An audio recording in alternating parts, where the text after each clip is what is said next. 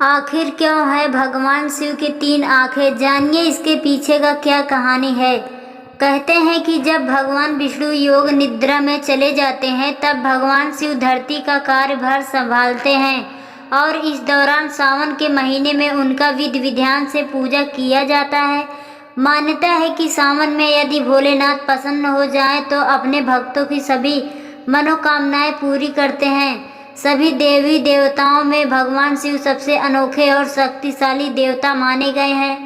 भोलेनाथ के गले में सांपों की माला, नदी की सवारी जाटव से बहती गंगा, सिर पर विराजती चंद्रमा और तीन नेत्र उन्हें सभी देवताओं से अलग दर्शाते हैं। लेकिन क्या आप जानते हैं कि आखिर भगवान शिव की तीन आंखें क्यों हैं?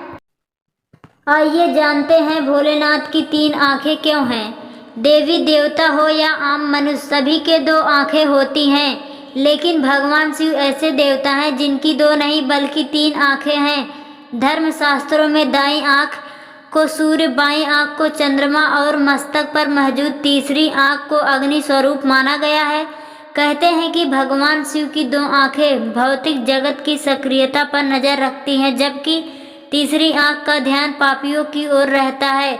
धर्मशास्त्रों में इस बात का जिक्र किया गया है कि यदि भगवान शिव की तीसरी आंख खुल जाए तो प्रलय आ सकती है।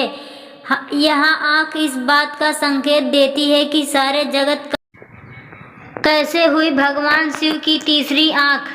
धार्मिक पुराणों के अनुसार एक बार नारद जी भगवान शिव और माता पार्वती के बीच हुई बातचीत के बारे में बताते हैं, जिसमें भोलेनाथ की तीन आंखों का रहस्य छुपा हुआ है। नारद जी बताते हैं कि एक बार भगवान हिमालय पर्वत पर सभा कर रहे थे।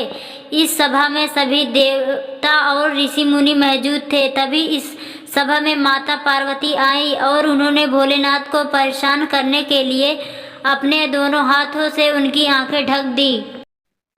जैसे ही माता पार्वती ने भगवान की आंखों पर हाथ रखे तभी पूरी सृष्टि में अंधेरा हो गया। ऐसा प्रतीत हुआ कि सूर्यदेव की कोई अहमियत ही नहीं है और धरती की प्राणियों में हलचल मच गई। संसार में हुई इस हलचल की आवाज़ से भगवान शिव व्याकुल हो उठे और उसी समय उन्होंने अपने माथे पर एक ज्योतिषपुंज प्रकट किया, तभी धरती के अंधेरा को दूर कर सके।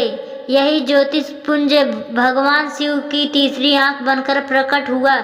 इसके बाद माता पार्वती ने जब तीसरी आंख का कारण पूछा तो भोलेनाथ ने कहा कि अगर वह तीसरी आंख उत्पन्न नहीं करते तो संसार नष्ट हो जाता। भगवान शिव की तीसरी आंख जगत की पालनहार है।